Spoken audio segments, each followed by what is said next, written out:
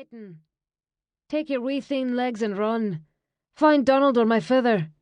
Get someone, for this laddie sore needs help. The only thing Cormac could think of to say when she returned to his side was, I am nae a laddie. I am a man, a hunted man. He softly cursed as he watched other children begin to wriggle their way through the thicket. How old are ye? Elspeth asked as she began to smooth her small hand over his forehead again. 17.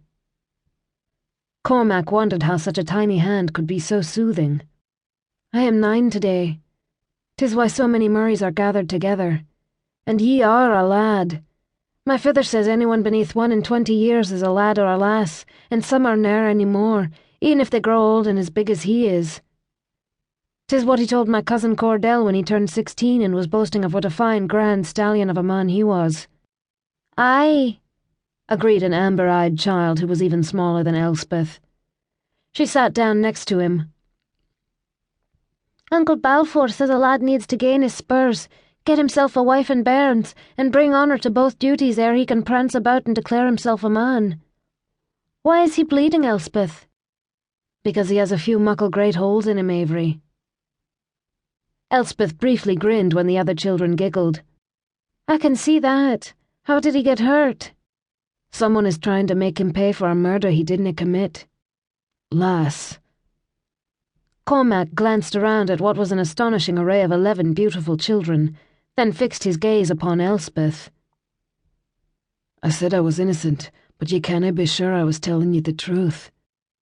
Aye, ye are, Elspeth said firmly.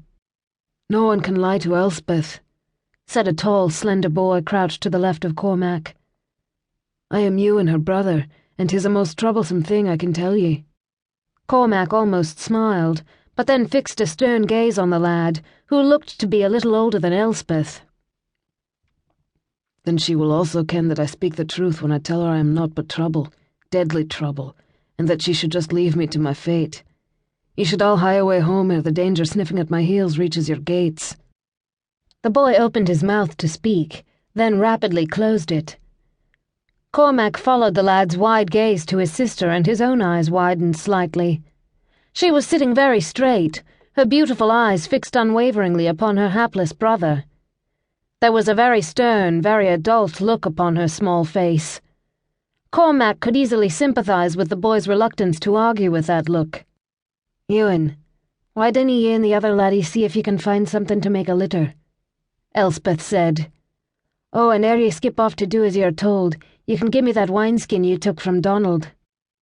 I ne'er, the boy began to protest. Then he cursed and handed the wineskin to Elspeth before he and the other boys disappeared.